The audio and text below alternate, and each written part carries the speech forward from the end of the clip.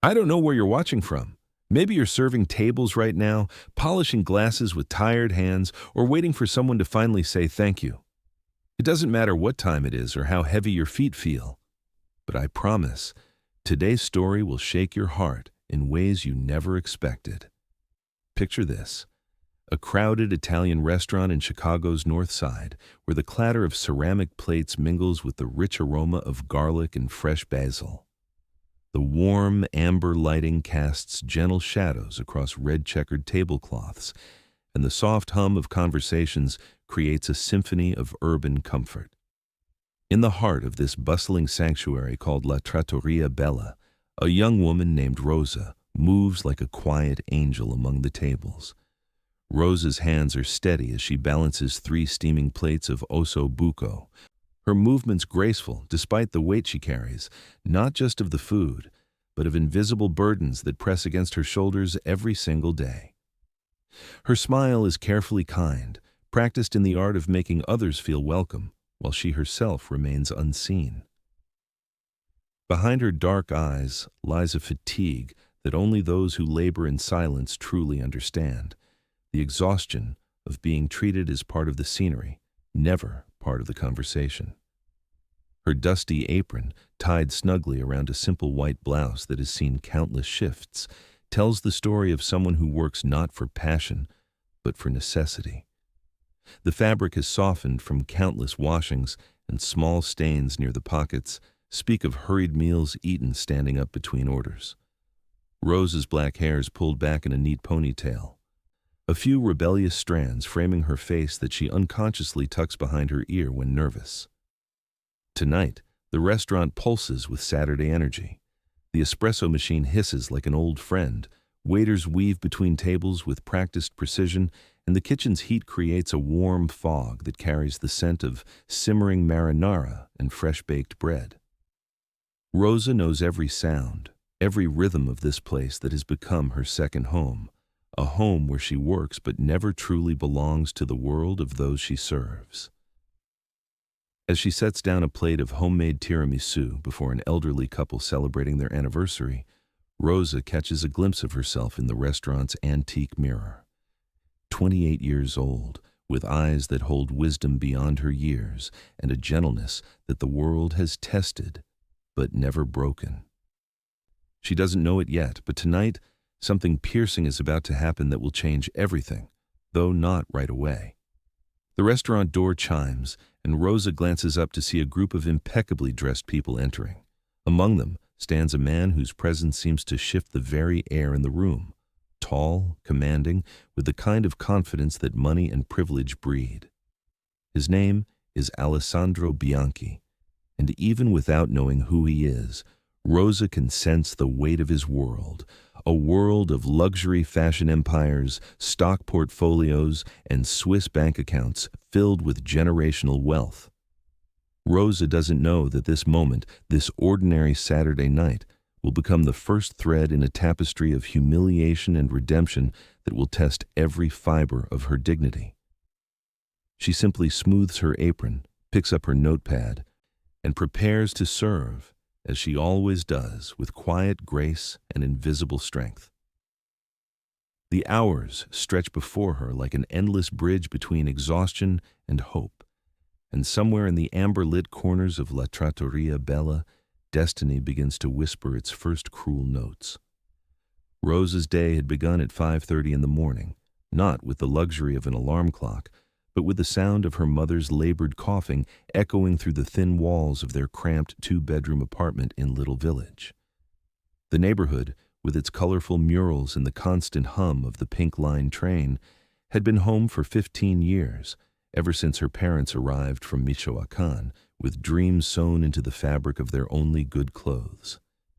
She had quietly prepared café de olla in a small pot, the cinnamon and piloncillo creating a sweet aroma that momentarily masked the persistent smell of dampness that clung to their basement-level apartment.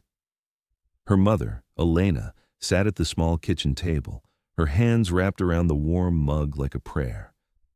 At 55, Elena looked much older, her back curved from years of cleaning offices downtown, her eyes dimmed by diabetes she couldn't afford to properly manage. Mija, Elena whispered in Spanish, her voice carrying the weight of unspoken apologies. You work too hard for us. Rosa kissed her mother's forehead, tasting the salt of worry that seemed to permanently rest there.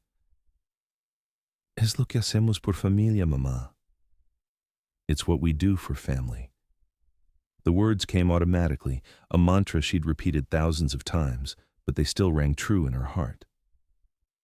Her 17-year-old brother Diego was already gone, off to his construction job that paid cash under the table, his college applications hidden in a drawer like secret treasures he wasn't sure he deserved. Rosa had helped him fill them out late at night, her fingers tracing over scholarship requirements and essay prompts that felt like messages from another world. The commute to La Trattoria Bella required 2 bus transfers and nearly an hour of travel time that Rosa used for quiet reflection. She carried a worn paperback cookbook, The Art of Italian Cuisine, that she'd found in a second-hand shop. Its pages were dog-eared and filled with margin notes written in her careful handwriting. Dreams she'd learned could fit in the spaces between bus stops.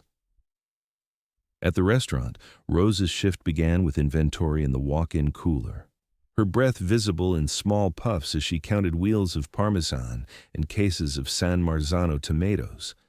The cold was sharp against her skin, but she welcomed it, a brief moment of solitude before the day's performance began. Her co-workers were a family of sorts, bound together by shared exhaustion and mutual understanding. Maria, the head server, was a woman in her 40s who had raised 3 children on tips and determination. Carlos, the dishwasher, sent most of his earnings to his family in El Salvador. Giuseppe, the chef, was the only one who occasionally treated Rosa like she had a brain, asking her opinion about flavor combinations and watching her face light up when she described a dish she'd dreamed of creating. Rosa has palate, Giuseppe would tell the other cooks in his thick Sicilian accent. She understand food like poeta understand words. But understanding food and being allowed to create it were separated by an ocean of circumstances that Rosa navigated daily. Her hands, which could identify the perfect ripeness of a tomato or the exact moment garlic became aromatic, were relegated to carrying the creations of others.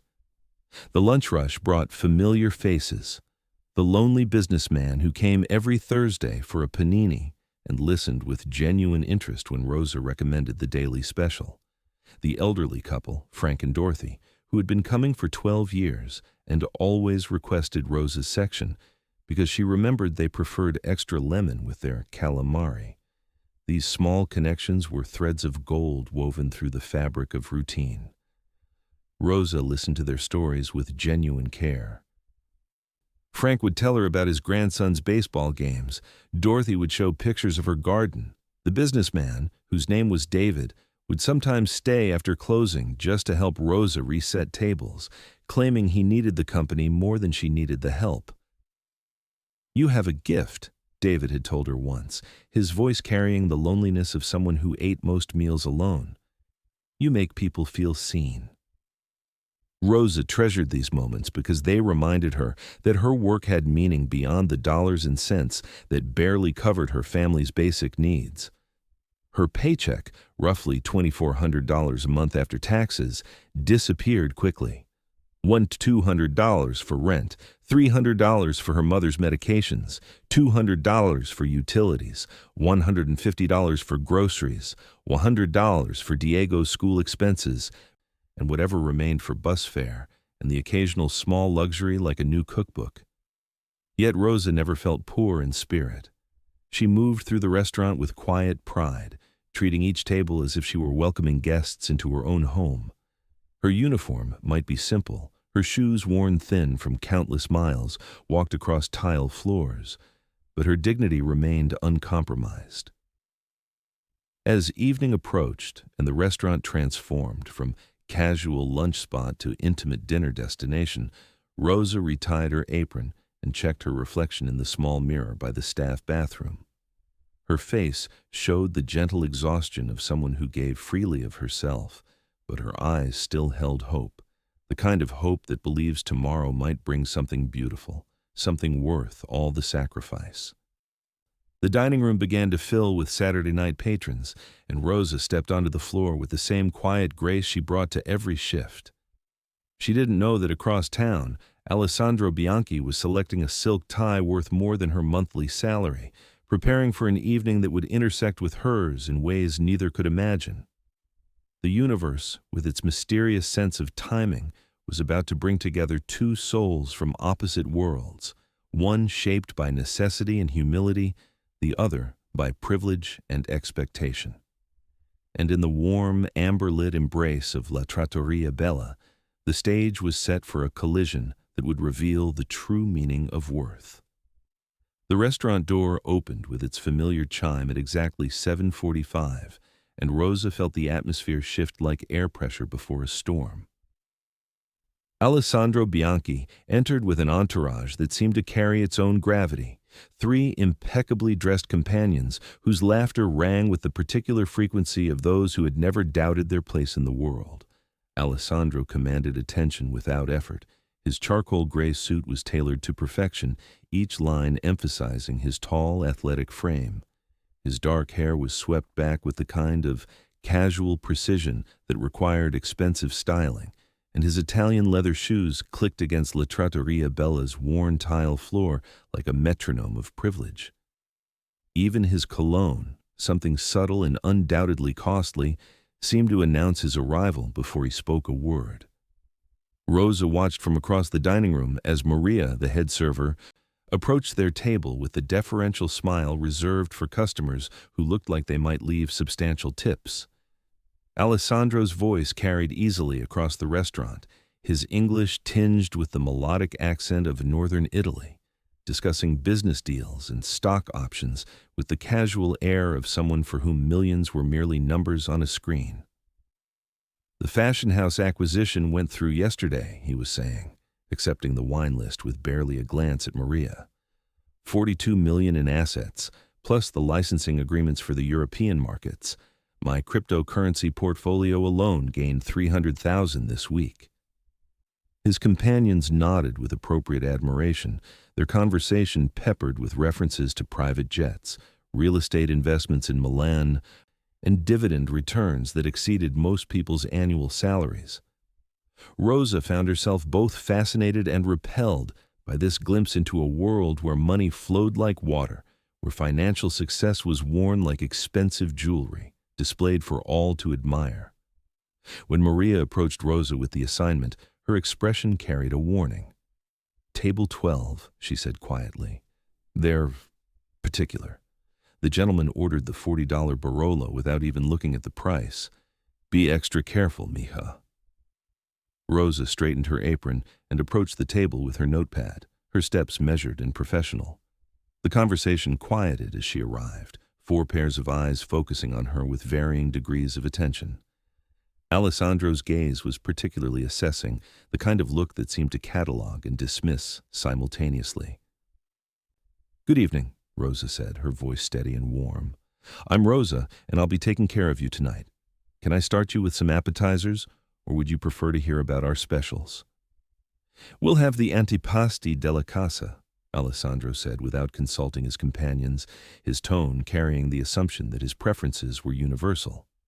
"And bring us a bottle of the Barolo I mentioned to the other girl." Rosa made notes carefully, asking about preferences for the antipasti selection. One companion mentioned an allergy to shellfish, another requested extra bread. These were normal interactions, the kind Rosa navigated dozens of times each shift. But there was something in Alessandro's demeanor that made her hyper-aware of every movement, every word. As she walked toward the kitchen to place their order, Rosa overheard the beginning of their resumed conversation, Alessandro discussing a charity auction where he'd bid $30,000 on a painting just to make a point. The casual mention of such sums made Rosa think of her mother's medical bills, carefully arranged in payment plans that stretched their budget beyond breaking. The antipasti plate was a work of art. Giuseppe had arranged the prosciutto, aged cheeses, olives, and marinated vegetables with the pride of someone who understood that food was love made visible. Rosa carried it to table 12 with careful reverence, setting it down with the practiced grace that came from years of service. "Your antipasti," she said, placing small plates before each diner. "The prosciutto is from our supplier in Parma, and the Parmigiano Reggiano is aged 24 months. Can I get you anything else while you're enjoying this?" Alessandro sampled the prosciutto with the critical attention of a connoisseur, nodding approval to his companions. "Not terrible," he said in English, then added something in rapid Italian that Rosa couldn't quite catch. His friends laughed, the sound sharp and exclusionary. Rosa excused herself to check on other tables, but she remained aware of Table 12's energy. Their laughter grew louder as the wine flowed, their conversation becoming more animated and less guarded. When she returned to refill water glasses and check on their progress, Alessandro was in the middle of an elaborate story about firing an employee. "You should have seen her face," he was saying, his hands gesturing expressively. 23 years with the company, and she actually thought her loyalty meant something. "I told her, 'Signora, this is business, not charity. Sometimes you must remind people of their place in the world.'" The cruelty in his tone made Rosa's stomach tighten, but she maintained her professional composure, quietly refilling glasses and ensuring everything was to their satisfaction. The conversation continued around her as if she were invisible, which had become such a familiar experience that Rosa barely registered it anymore. But then, as she turned to leave the table, she heard it, Alessandro's voice lowered, but not quite enough, speaking in Italian with the assumption that no one nearby would understand. "Guardala, quella cameriera, così insignificante. Probably dreams of having what we have for one day, but look at her, destined for this life of servitude." The words hit Rosa like ice water in her veins. Look at her, that waitress, so insignificant. Her Italian wasn't fluent, but years of working in an Italian restaurant and her mother's childhood lessons had given her enough to understand the cruelty embedded in those casual words. The assumption that she was too ignorant to comprehend their judgment, too unworthy of even the basic courtesy of a language barrier. Rosa's hands trembled almost imperceptibly as she finished pouring water, but her face remained composed. The laughter that followed Alessandro's comment felt like fingernails on glass, scraping across her dignity with deliberate carelessness. She walked away from the table with measured steps, her professional smile intact. But something fundamental had shifted inside her chest. The humiliation burned like acid, not just for herself, but for every person who had ever been dismissed as insignificant by those who mistook wealth for worth. In the server station, Rosa took 3 deep breaths, her hands gripping the edge of the counter. She could hear their continued laughter, could feel the weight of their casual cruelty, but beneath the hurt, something else was stirring. A quiet strength that Alessandro Bianchi had no idea he'd just awakened. Rosa returned to table 12 as they were finishing their antipasti, her steps as measured and professional as ever. But something had crystallized inside her during those moments in the server station, a clarity born from years of swallowing small humiliations and finding strength in silence. Tonight felt different. Tonight, the universe seemed to be offering her a choice between invisible endurance and quiet dignity. "How was everything?" she asked, her voice steady as she began clearing the empty plates. "Are you ready for your entrees?" Alessandro looked up at her with the casual indifference of someone accustomed to being served, his eyes never quite focusing on her face. "The prosciutto was acceptable," he said, then turned back to his companions. "As I was saying about the merger..." Rosa finished clearing and was about to retreat when Alessandro made another comment in Italian, his voice carrying just enough to reach her ears. "È patetico come alcune persone si accontentano di così poco nella vita." It's pathetic how some people settle for so little in life. The words hung in the air between them like a challenge. Rosa paused. Her hands full of dishes and for a moment time seemed suspended. She could walk away, let the insult join the collection of small cruelties that came with her profession, or she could do something that felt terrifying and necessary at the same time. Rosa set the plates down carefully on a nearby service station and returned to table 12. When she spoke, her voice was quiet but clear, and she chose her words in flawless Italian, each syllable pronounced with the precision her grandmother had taught her during summers in Michoacán, words inherited from her great-grandfather who had immigrated from Tuscany. Signore, she said, looking directly at Alessandro, lei ha ragione. È davvero patetico quando le persone si accontentano di così poco, ma forse la vera povertà non è nel servire gli altri con dignità, ma nel non riuscire a riconoscere il valore di chi lo fa. You're right. It is truly pathetic when people settle for so little. But perhaps true poverty isn't in serving others with dignity, but in failing to recognize the value of those who do. The restaurant seemed to pause. Conversations at nearby tables faltered as diners sensed something happening, though most couldn't understand the language being spoken. Alessandro's companions stopped mid-conversation, their expressions shifting from amusement to surprise to uncomfortable awareness. Alessandro himself went very still, his wine glass halfway to his lips. For the first time since entering the restaurant, he really looked at Rosa, not through her, not past her, but at her. His dark eyes, so accustomed to command and control, now held something Rosa had never seen from a customer like him: uncertainty. Furthermore, Rosa continued, her Italian flowing with quiet authority, la vera classe non si misura dai soldi nel portafoglio, ma dalla gentilezza verso chi non può ricambiare il favore. True class isn't measured by the money in one's wallet, but by kindness toward those who cannot return the favor. She picked up the cleared plates with the same careful grace she'd shown all evening. But now her movements carried a different energy, not the invisible efficiency of service, but the quiet power of someone who had just reclaimed her dignity in public. Your entrees will be ready shortly, she said in English, her voice returning to its professional warmth, but with an undertone of strength that hadn't been there before. Please let me know if you need anything else.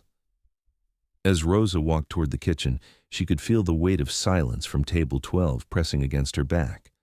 Other servers glanced at her with expressions of curiosity and concern. They'd sensed the interaction was significant, even if they hadn't understood the words. In the kitchen, Giuseppe looked up from plating their entrees, his weathered face creased with concern. Rosa? Tutto ben? Everything okay? She nodded, though her hands were shaking slightly from the adrenaline of confrontation. Si, Giuseppe, everything is fine. But as she arranged the plates on her tray, ossobuco, risotto ai porcini, branzino al sali, Rosa realized that nothing would be quite the same after tonight. She had crossed a line that existed in every service worker's mind, the invisible boundary between silent endurance and speaking truth to power. When she returned to table 12, the atmosphere had shifted dramatically. Alessandro's companions were quieter, their earlier boisterous energy replaced by an uncomfortable awareness of their earlier behavior. Alessandro himself sat straighter in his chair, his expression unreadable as Rosa approached. Your ossobuco, signore, she said, setting his plate before him with the same careful attention she gave every dish. And the risotto ai porcini for you, signora. Alessandro watched her serve each dish with meticulous care, her movements graceful despite the tension crackling in the air between them. When she finished, he cleared his throat. Grazie, he said quietly, the single word carrying more weight than any of his earlier commands. Rosa inclined her head slightly, professionally. Prego, enjoy your meal. As she walked away this time, Rosa felt different, not triumphant exactly, but whole in a way she hadn't been before. She had spoken her truth with dignity, had refused to remain invisible in her own story. Whatever consequences came from this moment, she could face them, knowing she had honored the strength her mother had taught her, the pride her father had modeled, and the quiet courage that lived in her own heart. The rest of the evening would unfold with new possibilities, but for now, Rosa moved through the restaurant like a woman who had just remembered her own worth, and reminded others of it too. The transformation in Table 12's energy was immediate and uncomfortable. Alessandro's companions picked at their food with less enthusiasm than they'd shown for the antipasti, their earlier animated conversation reduced to whispered exchanges and meaningful glances. The Italian phrases Rosa had spoken hung in the air like an elegant rebuke, remembered and repeated in their minds with growing awareness of how they had been perceived and judged in return.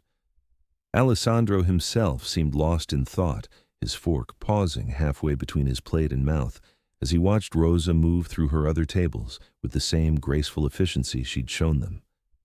But now he saw something he'd missed before, the way she listened with genuine attention to an elderly man's story about his late wife, how she gently corrected a child's pronunciation of grazie, the careful way she balanced multiple plates without ever appearing hurried or harried. "Chi è quella ragazza," one of his companions, Francesca, murmured in Italian. "Who is that girl?" Alessandro didn't answer immediately.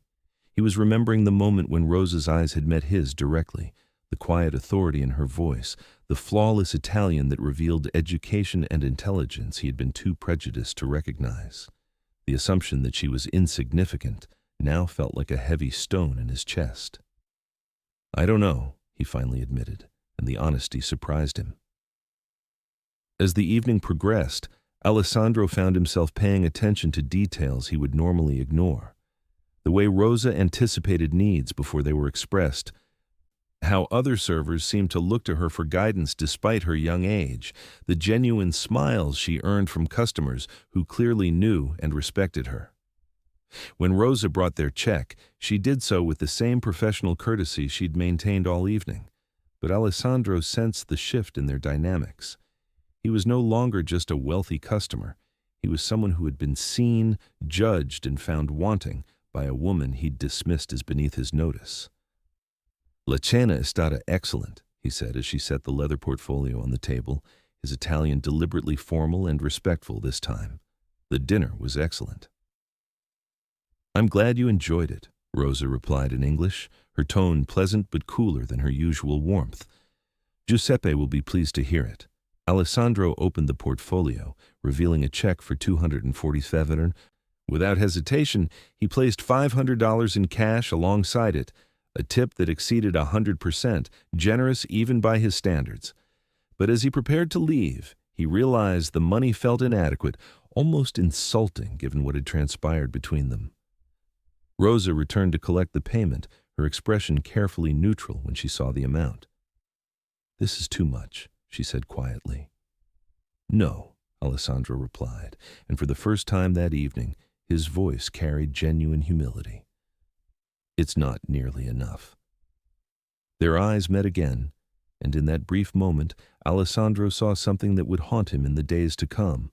Not anger or resentment, but disappointment. Rosa had expected nothing from him, and somehow that made his behavior feel even more shameful than if she had been seeking his approval. "Have a good evening," she said, stepping back to allow them to leave. As Alessandro and his companions gathered their coats and prepared to exit La Trattoria Bella, he turned back once to look at Rosa. She was already focused on her next table, laughing softly at something a regular customer was telling her, her genuine warmth a stark contrast to the careful professionalism she'd shown his table after their exchange. Outside in the cool Chicago evening, Alessandro's companions were quiet as they waited for their car service. The city's lights reflected off the windows of nearby buildings, creating a kaleidoscope of color that seemed to mock the uncomfortable silence between them. "Well," Francesca finally said, her voice carefully neutral, "that was educational." Alessandro nodded slowly, his hands deep in his coat pockets. The confrontation had lasted less than 5 minutes, but it felt like a fundamental shift in something he couldn't quite name. For the first time in years, he had been challenged not by an equal in wealth or status, but by someone whose worth had nothing to do with bank accounts or business acquisitions. The drive back to his luxury apartment in River North was quiet. Alessandro staring out at the city scrolling past while his mind replayed Rosa's words. True class isn't measured by the money in one's wallet, but by kindness toward those who cannot return the favor. The simple truth of it felt like a mirror held up to his behavior, reflecting back an image he didn't particularly like.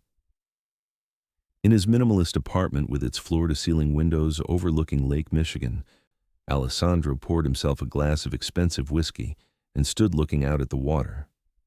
His reflection in the window showed a successful man surrounded by beautiful objects: Italian marble, handcrafted furniture, artwork worth more than most people's homes.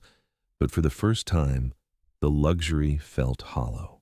He thought about Rosa's hands as she'd served their meal, the careful attention she'd paid to every detail, the dignity she'd maintained even while being insulted in a language she supposedly didn't understand.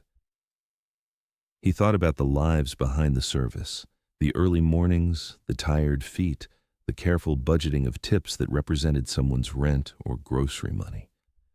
Alessandro had built his fortune through shrewd business decisions and calculated risks, but tonight he wondered what he had built it upon. How many Rosas had he dismissed over the years? How many people had he reduced to their function rather than recognizing their humanity? The whiskey tasted bitter on his tongue as he contemplated questions that had never occurred to him before. In the space of one evening, a waitress in a dusty apron had managed to do something that business rivals, board members, and competitors had never accomplished. She had made him question not his success, but his character. And somewhere across the city, Rosa was finishing her shift, counting tips and preparing for another early morning, carrying with her the quiet satisfaction of someone who had spoken truth with dignity and grace. She had no way of knowing that her words would echo in Alessandro's mind for days to come, or that their brief encounter had planted seeds of change in soil that had seemed barren for years.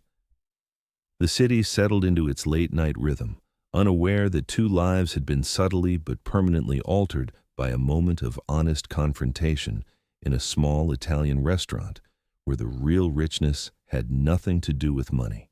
3 weeks passed before Rosa saw Alessandro again, and the intervening days had settled into the familiar rhythm of schedules and small struggles that defined her world. The tip he'd left had helped cover her mother's medication costs for the month, but Rosa had mentioned the encounter to no one except Giuseppe, who had listened with the wisdom of someone who had spent decades watching human nature unfold across restaurant tables. "Alcuni uomini ricchi," Giuseppe had said, rolling fresh pasta with practiced ease. "They learn who they are only when someone shows them who they're not. Some rich men learn who they are only when someone shows them who they're not." Life continued its usual pattern: early mornings brewing coffee for her mother, bus rides filled with cookbook studying, long shifts moving between tables like a dancer who had memorized every step. Rosa's days were measured in small kindnesses, remembering that Dorothy liked extra lemon, checking on David when he seemed particularly lonely, helping train a new server who was struggling with drink orders. On a quiet Thursday evening in October, when the restaurant was half empty and the kitchen was preparing for the slow descent toward closing time, Rosa noticed a familiar figure seated alone at table 7. Alessandro sat with his back straight, but something in his posture suggested uncertainty rather than his previous command. He had requested Rosa's section specifically, Maria informed her with a raised eyebrow and a meaningful look. Rosa approached the table with professional composure, though her pulse quickened slightly. Alessandro looked different somehow, not physically, but in the way he occupied space, as if he had grown less certain of his right to it. "Good evening," Rosa said, her voice steady and polite. "Would you like to hear about tonight's specials?" "Please," Alessandro replied, his tone much quieter than she remembered. When he looked up at her, his eyes held none of their previous dismissive assessment. Instead, Rosa saw something unexpected: genuine attention. Rosa described Giuseppe's seasonal offerings: butternut squash ravioli with sage brown butter, wild mushroom risotto, osso buco that had been braising since morning. As she spoke, Alessandro listened with the kind of focus usually reserved for business presentations worth millions of dollars. "The ravioli sounds wonderful," he said, "and perhaps you could recommend a wine. You seem to know the menu very well." It was a small acknowledgement, but significant. Rosa suggested a Barbera d'Asti that would complement the sweetness of the squash without overwhelming the delicate sage, and Alessandro accepted her recommendation without question. As Rosa prepared to leave, Alessandro spoke again. "I've been thinking about our previous conversation," he said carefully, "about what you said regarding true poverty." Rosa paused, studying his face. The arrogance that had defined their first encounter had been replaced by something that looked like genuine curiosity about her perspective. "It's not my place to judge how others see the world," Rosa replied diplomatically.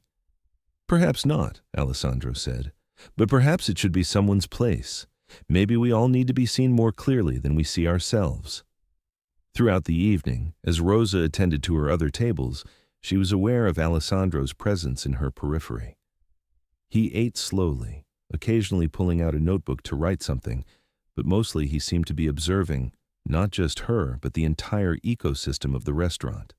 The way servers collaborated to cover busy sections, how Giuseppe emerged from the kitchen to personally check on a regular customer's dietary restrictions, the gentle patience Rosa showed when helping an elderly man navigate the menu.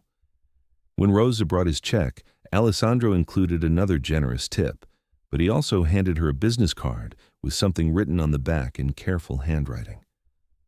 "I own several restaurants in Milan," he said. "If you're ever interested in expanding your horizons, I would welcome the opportunity to discuss it." Rosa looked at the card, then back at Alessandro.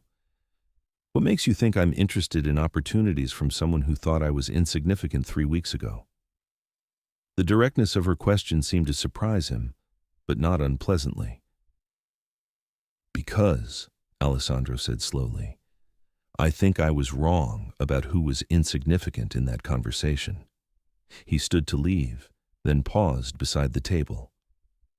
"I've eaten in restaurants all over the world," he said, "places where dinner costs more than most people make in a week, but I've never seen anyone serve with the kind of grace you show here.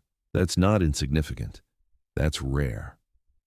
After he left, Rosa turned the business card over in her hands. On the back, Alessandro had written, "Respect is earned by character, not inherited through wealth. Thank you for the reminder. A.B." Giuseppe emerged from the kitchen as Rosa was wiping down tables at closing time. "Il Signore Rico," he said with a knowing smile. "He sees you differently now, see?" Rosa nodded thoughtfully. "I think he sees everything differently now." "And you?" Giuseppe asked. "How do you see him?" Rosa considered the question as she hung up her apron. "Like someone who got lost and is trying to find his way home," she said finally. "Maybe we all need someone to hold up a mirror sometimes." As Rosa gathered her belongings and prepared for the long bus ride home, she realized that Alessandro's return had shifted something in her understanding of their original encounter. What had felt like simple confrontation now seemed more complex, a moment when two different worlds had collided and both had been changed by the impact. She tucked the business card into her wallet, not as a symbol of opportunity, but as a reminder that dignity, once claimed, could never be taken away. And sometimes, when offered with grace, it could even become a gift to others. The October air was crisp as Rosa waited for her bus, the city lights reflecting off windows like scattered stars. Somewhere across town, Alessandro was probably sitting in his expensive apartment, looking out at the same lights and perhaps understanding for the first time that the most valuable things in life couldn't be purchased or possessed. They could only be earned through the daily practice of treating others as if their stories mattered. The months following Alessandro's return visit settled into an unexpected rhythm. He began dining at La Trattoria Bella regularly, always alone, always requesting Rosa's section. Their interactions remained professional, but gradually warmed into something resembling mutual respect. Rosa served him with her characteristic attention to detail, and Alessandro received her service with genuine appreciation rather than entitled expectation. Giuseppe noticed the change immediately. "Quel ragazzo," he would mutter, watching Alessandro taste the wine Rosa recommended or listening intently as she described the preparation of a dish. "He's learning how to be human." Rosa found herself curious about this transformation.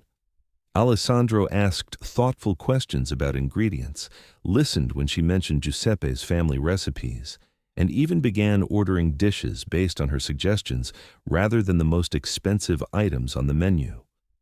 When she mentioned that her brother Diego was studying for college entrance exams, Alessandro quietly asked if the young man might be interested in a part-time internship at his Chicago office.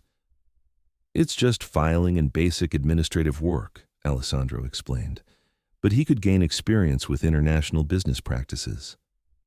Rosa studied his face carefully. "Why would you offer this?"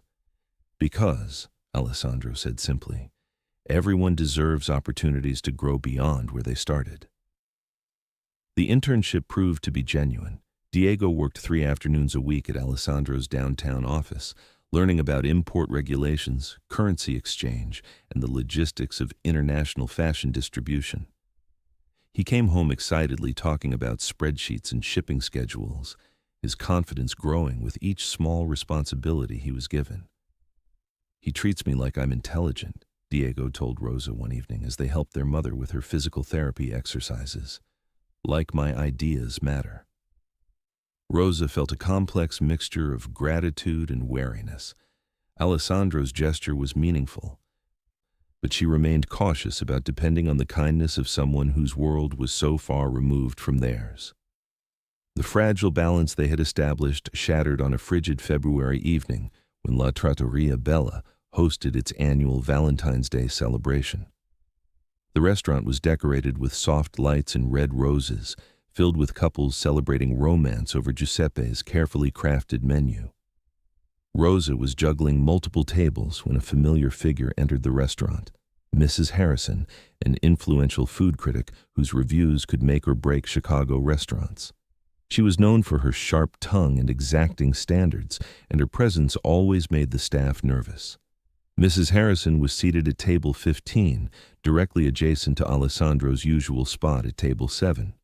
Rosa served both tables with extra care, aware that the critic was observing everything from water glass placement to timing between courses. The evening was proceeding smoothly until Mrs. Harrison complained that her osso buco was underseasoned. Giuseppe tasted the dish himself and disagreed, but Rosa brought her a new portion anyway, apologizing for the inconvenience. Mrs. Harrison remained visibly displeased, making notes in a small notebook and periodically glancing around the restaurant with disapproval. 20 minutes later, Mrs. Harrison claimed that her replacement meal was also substandard and demanded to speak with the manager. Giuseppe emerged from the kitchen, his face flushed from heat and stress, and a tense conversation ensued at table 15. During this discussion, Rosa was refilling Alessandro's water glass when the unthinkable happened. Mrs. Harrison's voice rose dramatically, and she gestured sharply with her wine glass, sending its contents splashing across the front of Rosa's clean apron and blouse. "Now look what you've done," Mrs. Harrison exclaimed, though Rosa had been several feet away when the spill occurred.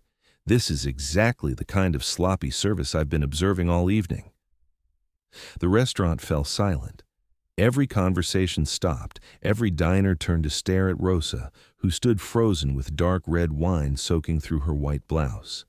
The humiliation was immediate and complete. She was being blamed for an accident she hadn't caused in front of a full dining room by a woman whose words could damage the restaurant Rosa loved.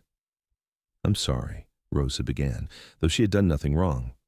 "Sorry isn't enough," Mrs. Harrison continued, her voice carrying to every corner of the restaurant.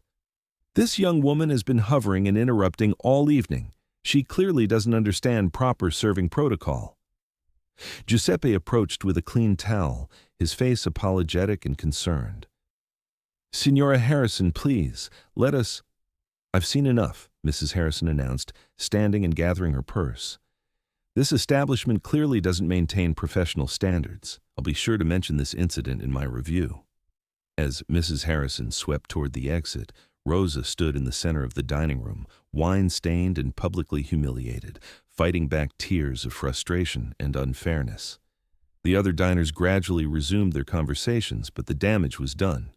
Rosa had been transformed from invisible server to unwilling spectacle, blamed for a situation entirely beyond her control. Alessandro had witnessed the entire scene from table 7. As Rosa hurried toward the kitchen to change out of her stained blouse, he made a decision that surprised even himself. He stood, placed his napkin on his table, and followed Mrs. Harrison toward the exit. "Excuse me," Alessandro said, his voice carrying the authority of someone accustomed to being heard. "I believe there's been a misunderstanding." Mrs. Harrison turned, taking in Alessandro's expensive suit and commanding presence. "I'm sorry, do we know each other?" "We don't," Alessandro replied, "but I've been dining here regularly for months and I witnessed what just happened. Your server did nothing wrong. The wine spill was entirely accidental, and blaming her for your dissatisfaction with the food is unfair." Mrs. Harrison's eyebrows rose. "Are you questioning my professional judgment?" "I'm questioning your professionalism," Alessandro said quietly, but his words carried throughout the restaurant. "That young woman serves with more grace and competence than I've seen in restaurants, charging 4 times these prices. If you can't recognize quality service when you receive it, perhaps you're in the wrong profession." The confrontation lasted only minutes, but its impact rippled through the restaurant like a stone thrown into still water. Alessandro had publicly defended Rosa's character and competence, putting his own reputation at risk to protect someone who society told him was beneath his concern. As Mrs. Harrison left in a huff, promising dire consequences in her review, Alessandro returned to his table as if nothing extraordinary had happened. But Rosa, watching from the kitchen doorway in her fresh blouse, understood that something fundamental had shifted again. The man who had once called her insignificant had just risked his own standing to defend hers. The gesture created a new complexity in their relationship, a debt of gratitude Rosa wasn't sure she wanted to owe, and a demonstration of character that challenged every assumption she'd made about Alessandro's capacity for growth and genuine respect for others. The aftermath of the Valentine's Day incident rippled through La Trattoria Bella like aftershocks from an earthquake. Mrs. Harrison's review, published 3 days later in the Chicago Tribune, was scathing and personal. She described the restaurant as chaotic and unprofessional, specifically calling out inexperienced staff who lack basic serving skills. While she didn't mention Rosa by name, everyone understood who had been targeted. The review hit Giuseppe's small business like a sledgehammer. Reservations began canceling, regular customers expressed concern, and the lunch crowds that had sustained them for years dwindled to half their usual size. Giuseppe tried to maintain his characteristic optimism, but Rosa could see the worry lines deepening around his eyes as he calculated declining revenues against fixed expenses. "It's not your fault, cara mia," Giuseppe told Rosa repeatedly, but she carried the weight of responsibility anyway. She had become the face of the restaurant's supposed failures, the symbol of inadequacy in Mrs. Harrison's narrative. Alessandro continued dining at La Trattoria Bella despite the negative publicity, and his loyalty didn't go unnoticed by the remaining staff. But as weeks passed and business continued to decline, Rosa began to feel like a liability. Every shift brought evidence of the restaurant's struggling finances. Shorter hours, reduced staff, substituted ingredients to cut costs. The breaking point came on a Monday evening in early March, when Rosa arrived for her shift to find Giuseppe in his office, surrounded by unpaid invoices and bank statements. His usually animated face was gray with exhaustion and defeat. "We might have to close," he told her quietly. "The review killed us. Even our regulars are staying away." Rosa felt her heart sink into her stomach. La Trattoria Bella wasn't just her job, it was her sanctuary, her chosen family, the place where she had learned that work could be meaningful and dignified. The idea of losing it felt like losing a piece of herself. That evening was particularly slow, with only 6 tables occupied in the entire dining room. Alessandro sat at his usual spot, but even his presence felt different, shadowed by the knowledge that this comfortable routine might be ending soon. When Rosa brought his usual order, Alessandro looked up at her with an expression she'd never seen before. "I heard about the restaurant's troubles," he said quietly. "I'm sorry this happened." Rosa nodded, not trusting herself to speak without her voice breaking. "I've been thinking," Alessandro continued, setting down his fork. "I have connections in the restaurant industry. Perhaps I could help generate some positive publicity. Bring in new customers?" "Why?" Rosa asked, the question emerging before she could stop herself. "Why would you want to help us?" Alessandro was quiet for a long moment, considering his answer. "Because," he said finally, "this place taught me something important, and because you didn't deserve what happened to you." Rosa felt tears prick her eyes, but she blinked them back. "I appreciate the thought, but Giuseppe is proud. He wouldn't want charity." "It wouldn't be charity," Alessandro said. "It would be good business.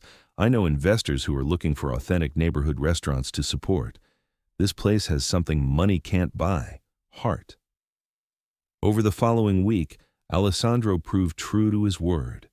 He brought carefully chosen colleagues to dine at La Trattoria Bella, each visit generating positive word of mouth among Chicago's influential business community. He arranged for a food photographer to capture Giuseppe's dishes for social media promotion, and even convinced a local lifestyle magazine to feature the restaurant in an article about hidden gems in the city. But Rosa watched these developments with mixed emotions. While she was grateful for Alessandro's support, she struggled with the implications. Was she in his debt now? Did accepting his help compromise her independence? The questions troubled her sleep and followed her through her daily routines. The tension came to a head one evening when Alessandro asked to speak with her privately after her shift. They met in the small courtyard behind the restaurant, where Giuseppe grew herbs in mismatched containers and the city's light softened into a gentle glow. "I owe you an explanation," Alessandro said, his hands clasped behind his back. "About why I'm doing this." Rosa waited, wrapping her coat tighter against the March wind. "That first night you served me," Alessandro continued, "you showed me something I'd forgotten existed: dignity without arrogance, strength without cruelty. I built my entire life on the assumption that power meant never having to consider anyone else's feelings." He paused, looking up at the narrow strip of sky visible between the surrounding buildings. "When you spoke to me in Italian, you were the first person in years to tell me the truth about myself. Not because you wanted something from me, but because your character demanded it. That kind of honesty is priceless." Rosa studied his profile in the dim light. "So this is guilt? You're helping because you feel bad about how you treated me?" "It started as guilt," Alessandro admitted, "but it became something else: respect, admiration. You work harder than anyone I know. You care for your family. You treat everyone with kindness, even when they don't deserve it. These aren't small things, Rosa. They're the things that matter most." The sincerity in his voice was unmistakable, but Rosa felt a familiar wariness. "I don't need to be saved," she said quietly. "I don't need anyone to rescue me from my life." "I know," Alessandro said, finally turning to look at her directly. "That's exactly why you deserve better than what happened, and why I want to help, not because you need saving, but because you deserve recognition." Their conversation was interrupted by the sound of the restaurant's back door opening. Giuseppe appeared, wiping his hands on his apron, his face breaking into a smile when he saw them. "Ah, due buoni amici," he said warmly. "Two good friends. Rosa, your admirer here, he brings us many customers this week. Business is," he kissed his fingers, "getting better." Rosa looked between Giuseppe and Alessandro, seeing the genuine affection in the older man's expression. Whatever her own reservations, she couldn't deny that Alessandro's efforts were helping save the restaurant she loved. "Thank you," she said to Alessandro, the words carrying more weight than their simplicity suggested. "For everything you've done." Alessandro nodded, understanding that her thanks encompassed not just his recent help, but his evolution from someone who had dismissed her to someone who valued her dignity. As Rosa gathered her belongings and prepared for her journey home, she realized that their relationship had entered new territory, neither purely professional nor exactly friendship, but something uniquely their own. a connection built on mutual respect, earned through honesty, humility, and the slow recognition that worth couldn't be measured in dollars or status, but only in the daily choices that revealed character. The restaurant continued its gradual recovery, but Rosa carried with her the knowledge that sometimes the most unexpected people could become allies, and that dignity, once recognized and honored, could bridge even the widest social distances. Spring arrived in Chicago with its characteristic unpredictability, and La Trattoria Bella slowly emerged from the shadow of Mrs. Harrison's devastating review. Business improved week by week, helped by Alessandro's strategic support and the restaurant's own resilience. Giuseppe began speaking optimistically about the summer season, and Rosa felt the familiar rhythms of hope returning to her daily life. The relationship between Rosa and Alessandro continued to evolve in subtle ways. Their conversations during his regular visits grew longer and more personal. Alessandro shared stories about his family's fashion empire in Milan, the loneliness of success, and his gradual recognition that wealth without connection felt hollow. Rosa found herself talking about her dreams of culinary school, her family's struggles and triumphs, and her deep appreciation for the dignity found in honest work. One evening in late April, Alessandro arrived at the restaurant carrying a manila envelope that he placed carefully beside his plate. As Rosa served his meal, Giuseppe's special spring risotto with asparagus and pancetta, Alessandro seemed unusually nervous. "I have something to discuss with you," he said as Rosa refilled his wine glass. "A proposition." Rosa felt her stomach tighten. In her experience, propositions from wealthy men rarely ended well for working women like her. "What kind of proposition?" she asked carefully. Alessandro opened the envelope and removed several official-looking documents. "I've been corresponding with the Culinary Institute of Chicago," he said. "They have a scholarship program for working professionals who want to advance their culinary education." Rosa stared at the papers, not quite believing what she was hearing. "The program allows students to work part-time while completing intensive training in classical and contemporary cuisine," Alessandro continued. "Graduates often go on to management positions in high-end restaurants or start their own establishments." "I can't afford culinary school," Rosa said quietly, though her heart was racing with the possibility. "The scholarship covers full tuition," Alessandro explained, "and I've arranged for you to maintain your position here at La Trattoria Bella on a reduced schedule so you'll still have income while studying." Rosa took the documents with trembling hands, scanning the official letterhead and detailed course descriptions. It was everything she had dreamed about during those long bus rides home. Everything she had studied in secret using borrowed cookbooks and online videos. "Why would you do this for me?" she asked, her voice barely above a whisper. Alessandro leaned back in his chair, considering his answer. "Because talent shouldn't be wasted due to circumstances beyond someone's control," he said. "And because you've taught me that true investment isn't about financial returns. It's about helping someone reach their potential." Rosa felt tears welling in her eyes as she read through the scholarship details. The program would begin in September and run for 18 months, combining classroom instruction with hands-on experience in professional kitchens. It was an opportunity that could transform her entire future. "There's no obligation," Alessandro said, observing her emotional reaction. "No strings attached. If you decide to pursue this, it's your achievement. I'm simply removing one barrier that shouldn't exist in the first place." Giuseppe appeared at their table, having noticed Rosa's tears from across the restaurant. When Alessandro explained the scholarship opportunity, the old chef's face lit up with joy and pride.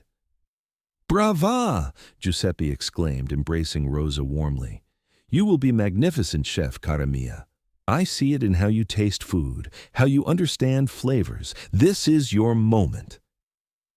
The decision should have been easy, but Rosa found herself paralyzed by the magnitude of the opportunity and its implications. Accepting would mean acknowledging that Alessandro had become more than just a customer who had evolved beyond his initial prejudices. He had become someone who believed in her dreams enough to invest in them. That night, Rosa rode the bus home with the scholarship documents in her purse, her mind spinning with possibilities and concerns. At home, she spread the papers across her small kitchen table while her mother and Diego gathered around to examine them. "Mija," her mother said softly, running her finger along the course descriptions. "This is what your papa would have wanted for you. Education, opportunity, respect for your talents." Diego's excitement was more vocal.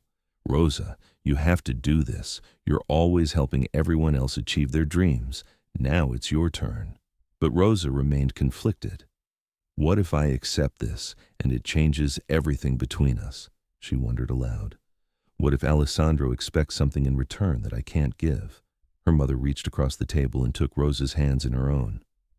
"Mija, I have watched you serve others with dignity for years. I've seen you give respect even when you received none. If this man offers you an opportunity with no strings attached, perhaps he has learned something about dignity from watching you." Elena's words carried the wisdom of someone who had spent decades navigating the complex dynamics between those who serve and those who are served. "Sometimes," she continued, "the greatest gift we can give someone is to trust their good intentions, and sometimes the greatest gift we can give ourselves is to believe we deserve good things." Rosa studied her mother's worn hands, thinking about all the sacrifices her family had made, all the dreams deferred for practical necessities. The scholarship represented more than personal advancement. It was a pathway to security and respect that could benefit them all. Over the following week, Rosa wrestled with her decision. She discussed it with Giuseppe, who immediately offered his full support and promised to adjust her work schedule to accommodate classes. She talked with her regular customers, many of whom expressed excitement about her potential advancement. Even David, the lonely businessman, told her he'd follow her career with interest. "You have a gift for making people feel cared for," he said. "That's what great hospitality is really about. The cooking skills can be taught, but the heart you bring to service, that's rare." Finally, on a quiet Tuesday evening when the restaurant was nearly empty, Rosa approached Alessandro's table with her decision. He looked up from his meal, his expression patient but hopeful. "I want to accept the scholarship," Rosa said simply, "but I need you to understand, this doesn't change who I am or what I believe about earning respect through character rather than connections." Alessandro smiled, and for the first time since she had known him, the expression reached his eyes completely. "I wouldn't want it to change those things," he said. "Those are exactly the qualities that convinced me you deserved this opportunity." As Rosa filled out the scholarship paperwork that evening, she reflected on the unexpected journey that had brought her to this moment. A confrontation born from insult and humiliation had evolved into mutual respect and genuine support. Alessandro had moved from seeing her as insignificant to recognizing her potential, while she had learned that people could change, grow, and surprise even their own assumptions about character. The scholarship represented more than professional advancement. It was validation that her dreams had value, that her dignity had power, and that sometimes the most transformative relationships emerge from the most unlikely encounters. September couldn't come soon enough. The months leading up to Rosa's enrollment at the Culinary Institute were filled with anticipation and preparation. Alessandro proved true to his word about having no expectations beyond seeing her succeed. Their interactions remained friendly but respectful, with no pressure or uncomfortable implications. He continued his regular dining visits, but now their conversations included discussions about Rosa's upcoming coursework and career goals. Giuseppe was perhaps even more excited than Rosa herself about the scholarship. He began incorporating impromptu teaching moments into their shifts, explaining classical techniques and flavor combinations that would give her a foundation for formal study. During slow afternoons, he would invite Rosa into the kitchen to practice knife skills and learn the secrets behind his family recipes. "In Sicilia," Giuseppe would say, watching Rosa's careful knife work, "we say the cook's soul enters the food through their hands. You have good hands, Rosa, strong and gentle both." Rosa's family rallied around her decision with characteristic warmth and support. Diego, now thriving in his internship at Alessandro's office, had gained confidence and began talking about his own college plans with new enthusiasm. Elena, despite her declining health, insisted on helping Rosa organize her study materials and prepare for the demanding schedule ahead. The first day of classes in September arrived with the crisp energy of autumn in Chicago. Rosa stood outside the imposing brick building of the Culinary Institute, clutching her knife roll and notebook, feeling simultaneously terrified and exhilarated. At 28, she was older than many of her classmates, but her years of restaurant experience had taught her valuable lessons about discipline, pressure, and attention to detail. The program was intensive and demanding. Rosa's days began at 5 in the morning with prep work at La Trattoria Bella, continued with classes from noon to 8 in the evening, and ended with homework and study sessions that stretched late into the night. The physical and mental exhaustion was overwhelming, but Rosa thrived under the challenge. Her instructors quickly recognized her natural palate and intuitive understanding of flavor balance. Chef Martinez, who taught classical French techniques, noted Rosa's unusual combination of creativity and precision. Most students excel at either innovation or fundamentals, he told her after a particularly successful sauce demonstration. You understand that true artistry requires mastering both. Alessandro continued to support Rosa's journey in subtle ways. When she mentioned struggling with the cost of high-quality ingredients for practice sessions at home, he arranged for Giuseppe to receive a generous discount from premium suppliers. When Rosa's class required visits to fine dining establishments for observation, Alessandro recommended restaurants where she would be welcomed and educated rather than treated as an outsider. But the most meaningful support came from the La Trattoria Bella family itself. Giuseppe adjusted Rosa's schedule without complaint. Her co-workers covered her shifts when school demands intensified, and even regular customers asked about her progress with genuine interest. The challenges were significant. Rosa's classmates included culinary school graduates and experienced cooks from prestigious restaurants, and she sometimes felt the weight of her unconventional background. Late-night study sessions in her small apartment, balancing textbooks on her kitchen table while her mother slept nearby, tested her endurance and determination. The breakthrough came during her third month of study, in an advanced cooking class focused on menu development. Students were required to create an original dish that demonstrated technical skill while reflecting their personal culinary perspective. Rosa drew inspiration from her family's Mexican heritage, Giuseppe's Italian training, and her own understanding of comfort food's emotional power. Her creation was elegant in its simplicity, handmade pasta filled with slow-braised carnitas, finished with a delicate tomatillo cream sauce and garnished with microgreens and aged cotija cheese. The dish represented a fusion of traditions, executed with classical technique but rooted in the home cooking that had shaped her palate. Chef Martinez tasted the dish in front of the entire class, his expression carefully neutral as he evaluated each component. The silence stretched endlessly before he finally spoke.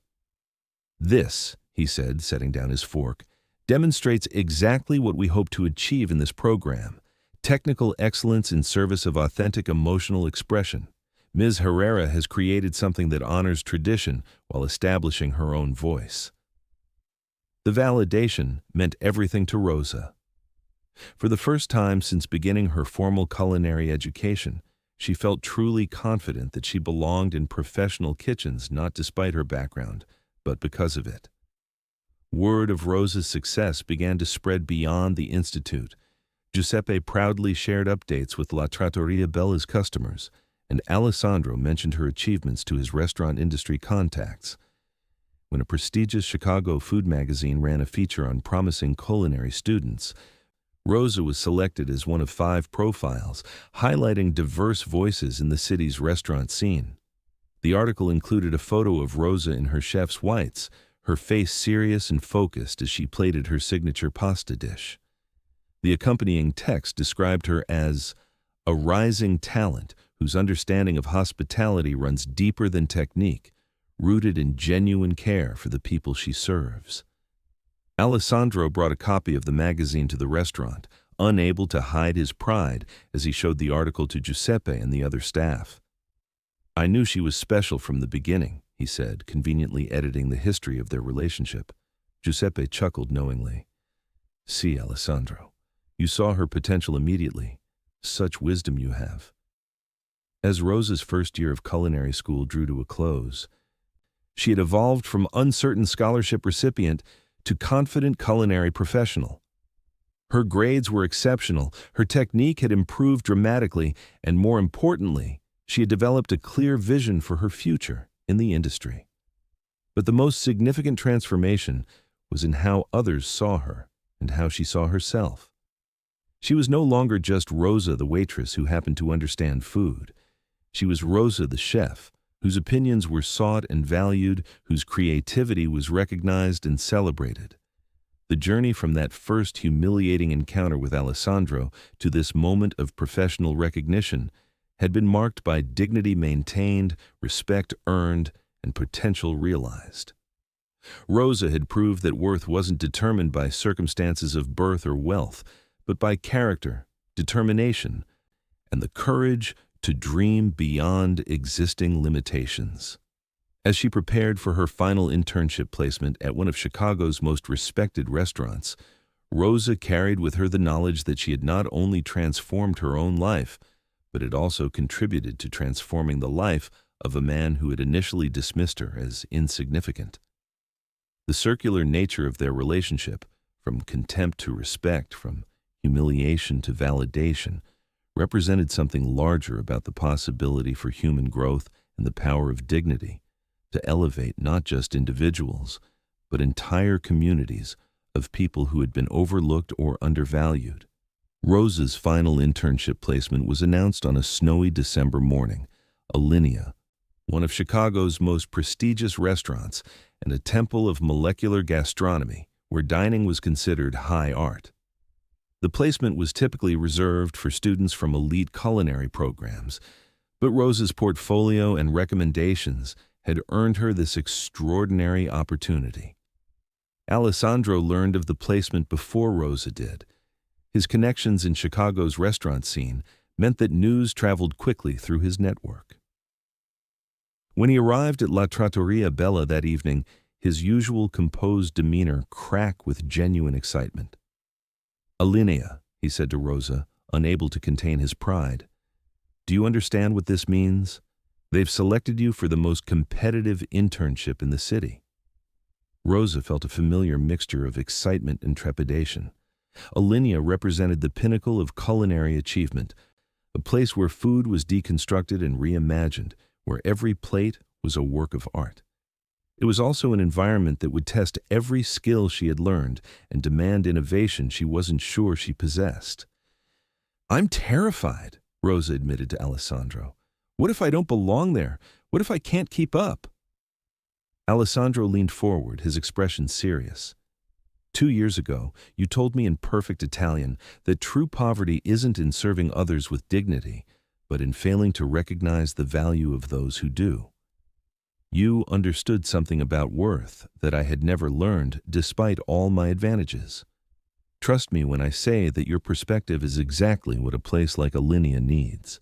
The prediction proved accurate in unexpected ways. Rosa's 3-month internship at Alinea became a masterclass in the intersection of technique and creativity, but also in the importance of hospitality at the highest levels of cuisine. Executive Chef Grant Achatz and his team demanded perfection, but they also valued the kind of intuitive understanding of guest experience that Rosa had developed through years of service. Rosa's background as a server gave her insights that surprised her colleagues.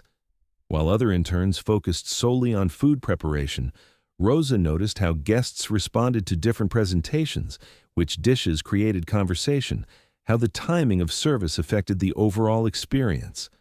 Her observations contributed to menu adjustments that enhanced the restaurant's already stellar reputation. "You see the whole picture," Chef Achatz told Rosa during her final evaluation. Most cooks focus on their station, but you understand how each element contributes to the guest's journey. That's the mark of someone who will excel in leadership positions. The internship concluded with an offer that took Rosa's breath away.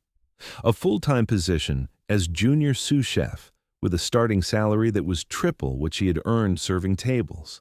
The offer included health benefits, professional development opportunities, and a pathway to eventual head chef positions.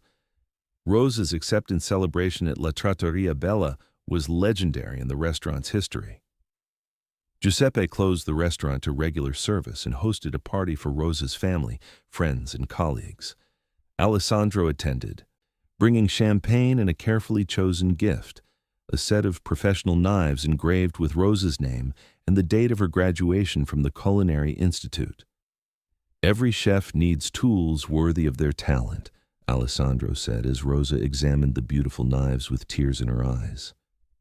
But the most meaningful moment came when Giuseppe presented Rosa with a framed photograph, the image that had appeared in the culinary magazine, showing her in her chef's whites, focused and confident.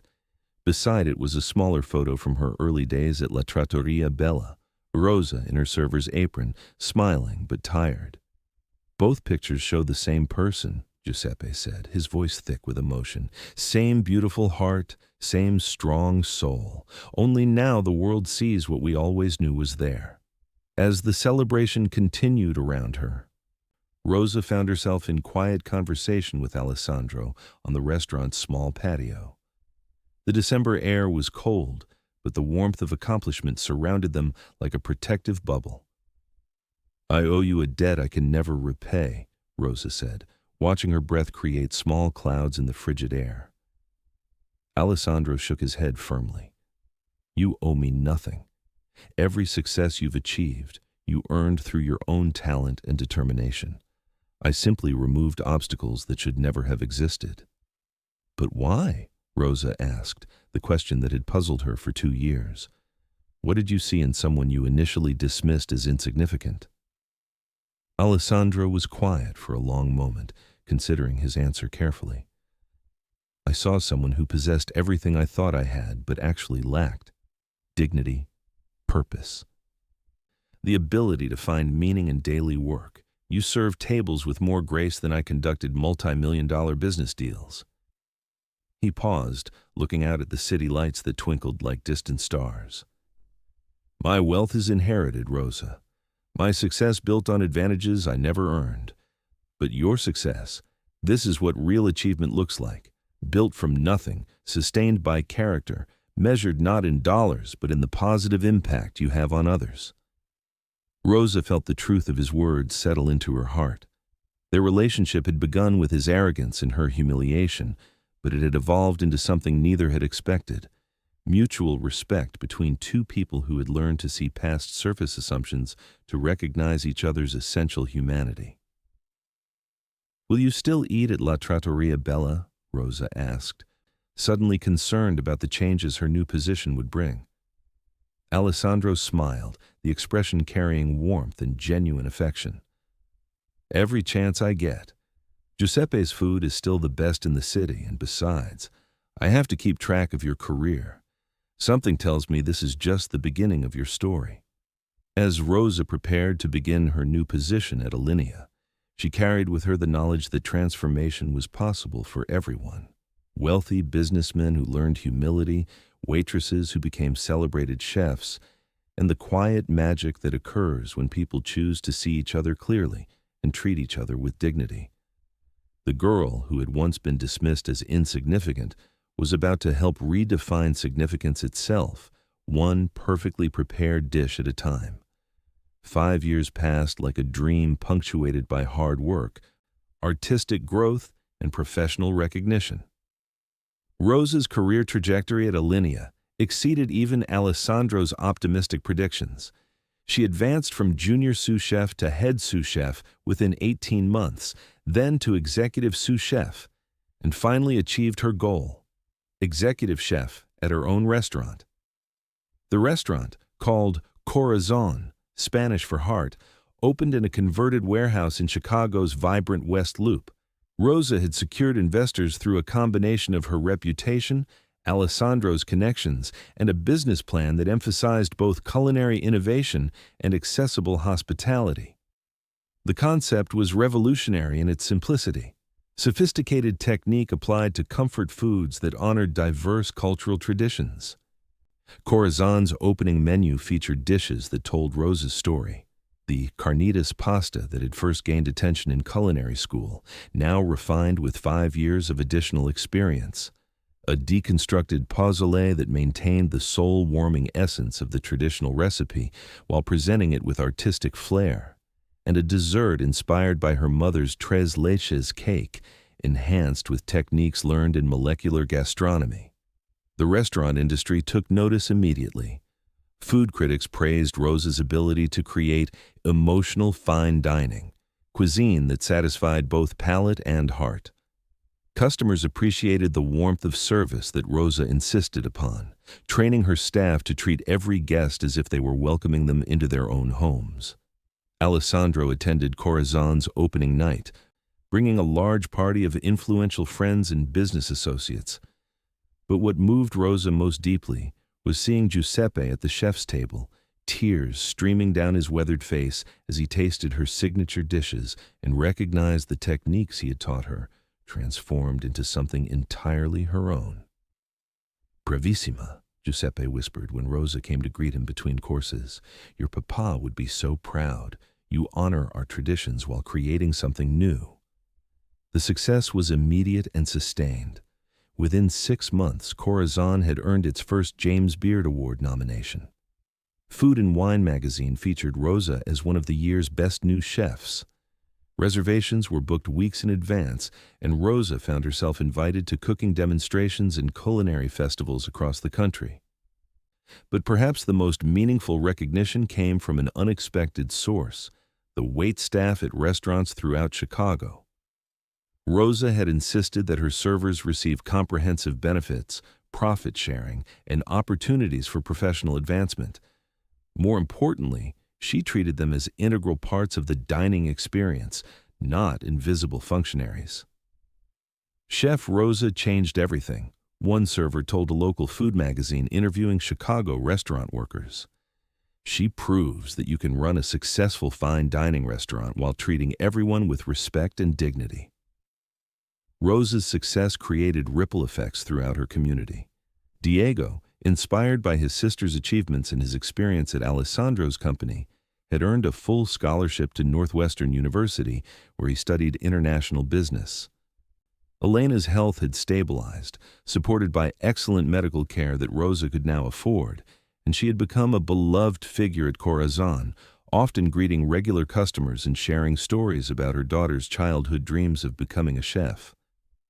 La Trattoria Bella thrived as well, benefiting from Rosa's recommendations and the reflected glow of her success.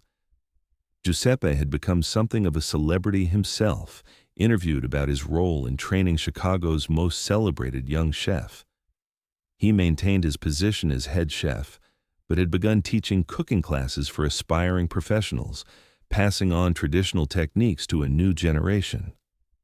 Alessandro's life had been transformed as well, though more subtly.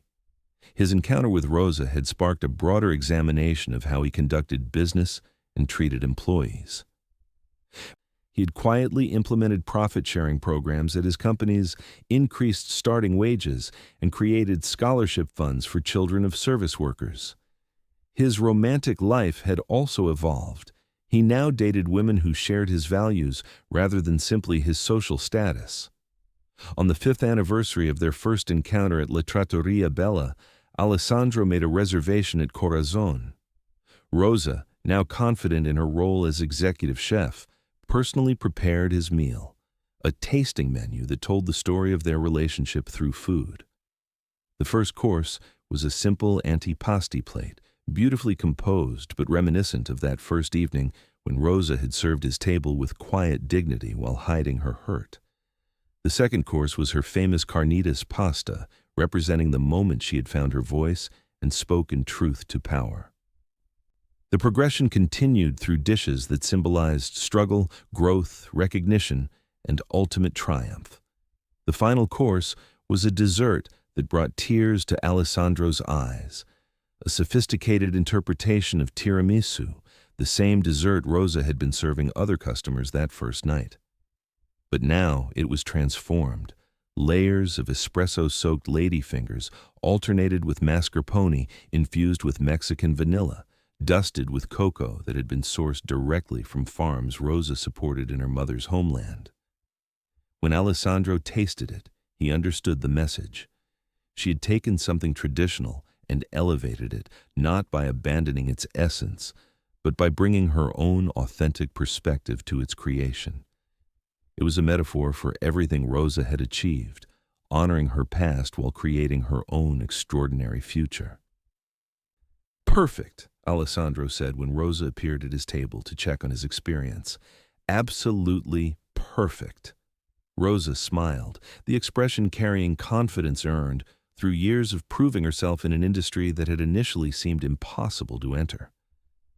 "I learned from a very good teacher," she said, nodding toward the kitchen where Giuseppe was visiting for the evening, helping with prep and regaling the younger cooks with stories.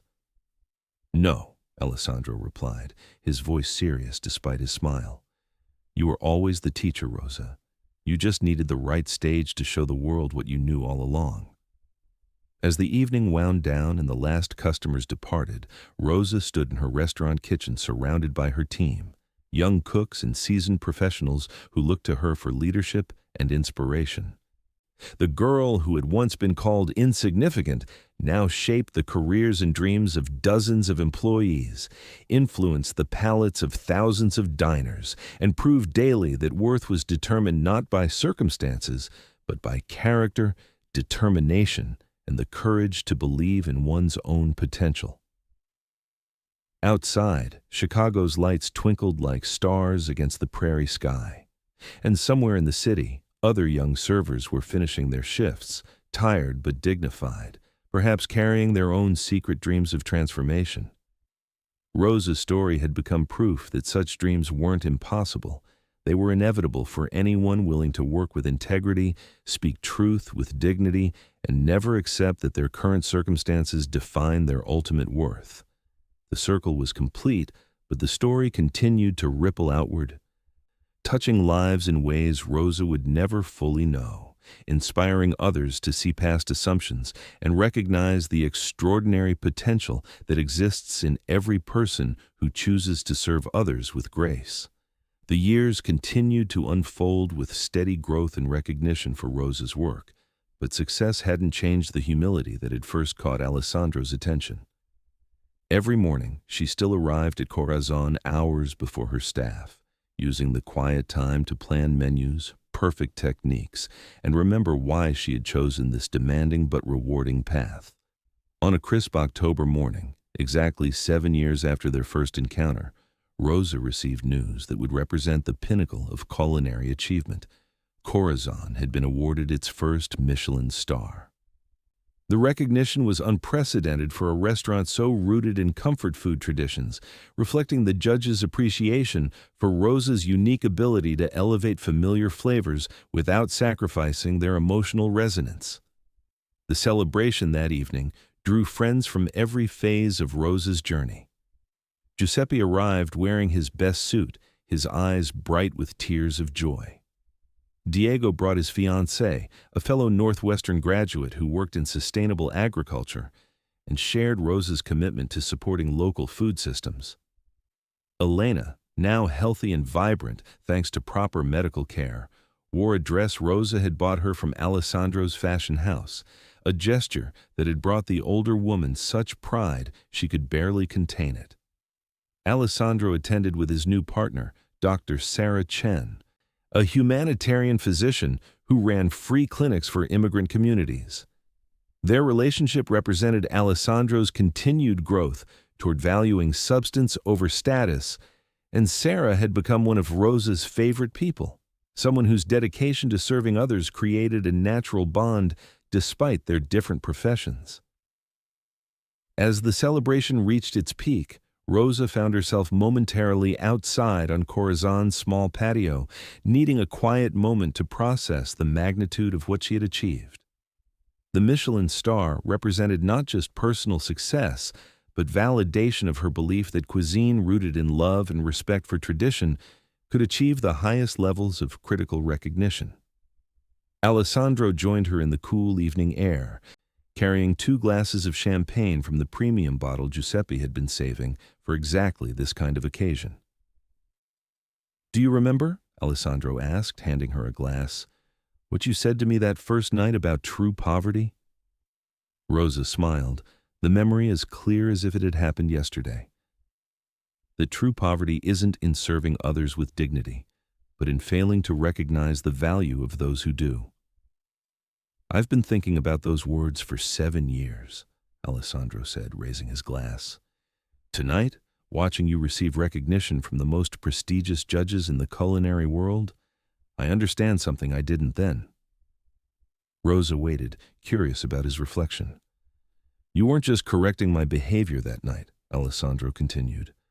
"You were teaching me that wealth isn't measured in bank accounts or stock portfolios or real estate investments. Real wealth is what you've built here, a business that creates beauty, provides meaningful work, supports community, and treats every person with dignity." Rosa felt the truth of his words settle around her like a warm embrace. Her success had been measured in more than just professional recognition. She employed 43 people at Corazon, each earning living wages with comprehensive benefits. She had established a scholarship fund for culinary students from working-class backgrounds. Her restaurant sourced ingredients from local farms, including many owned by immigrant families like her own. She had created a place where everyone, from customers to dishwashers, felt valued and respected. "I couldn't have imagined this 7 years ago," Rosa admitted, looking through the window at her dining room filled with colleagues, friends, and family celebrating her achievement. "Some nights, serving tables at La Trattoria Bella, I used to dream about having my own restaurant. But I dreamed small, maybe a little neighborhood place where I could cook food that made people happy. And instead, you built an empire based on the same principles," Alessandro observed, "making people happy, but on a scale that influences the entire industry." Rosa nodded, understanding that her influence extended far beyond her own restaurant. Young chefs throughout Chicago looked to her as an example of what was possible. Restaurant owners observed her management style and employee policies. Food critics had begun to recognize that sophisticated cuisine could coexist with warm hospitality and social consciousness. "The girl who served your table that first night," Rosa said, raising her glass to meet Alessandro's. "She knew something important that she couldn't articulate yet, that how we treat each other matters more than any other measurement of success." They toasted to the journey that had brought them both to this moment, him from arrogant wealth to purposeful prosperity, her from invisible service to celebrated leadership. Their relationship had become a testament to the possibility of transformation when people choose to see past surface assumptions and recognize the essential dignity in every human being. As the evening continued, Rosa moved through her restaurant like a gracious host, thanking every person who had contributed to her success. But her most meaningful conversation was with a young server named Carmen, a recent immigrant from Guatemala who reminded Rosa of herself at 28. "Chef Rosa," Carmen said shyly, approaching during a quiet moment, "thank you for showing me that dreams can come true if you work hard and never give up your dignity." Rosa looked at Carmen's earnest face and saw her own past reflected there. The same hopes, the same determination, the same quiet strength that believed in possibility despite circumstances. In that moment, Rosa understood that her greatest achievement wasn't the Michelin star or the financial success or even the professional recognition. Her greatest achievement was proving that transformation was possible for anyone willing to serve others with dignity, speak truth with grace, and never accept that their current circumstances define their ultimate worth. And you, have you ever served with your heart in a world that made you feel invisible?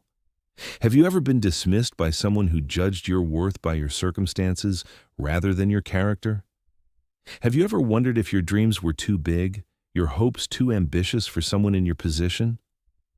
Rose's story teaches us that dignity cannot be taken, only given away. That respect is earned through character, not inherited through privilege. That the most profound transformations happen when we choose to see each other clearly, speak truthfully, and treat one another with the kindness we all deserve.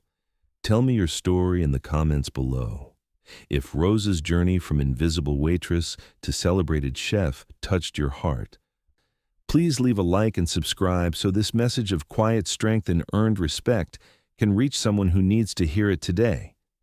Share this story with someone who serves others, someone who dreams beyond their circumstances, someone who believes that dignity and hard work can overcome any obstacle. For more heartfelt stories of transformation and triumph, click the link to our special podcast series where we explore real-life accounts of people who changed their lives through courage, determination, and the refusal to accept that they were insignificant. Thank you for walking this emotional journey with us. Thank you for believing in the power of human dignity and the possibility of unexpected redemption. Thank you for understanding that every person who serves others, whether tables, customers, or communities, deserves to be seen, valued, and celebrated. In a world that often measures worth by wealth, Rose's story reminds us that true significance lies in how we treat each other, how we pursue our dreams with integrity, and how we lift others up even as we rise ourselves. See you in our next story, where we'll continue exploring the extraordinary strength found in ordinary people who refuse to let circumstances define their destiny. Until then, remember, you are never insignificant, your dreams matter, and your dignity is your greatest wealth.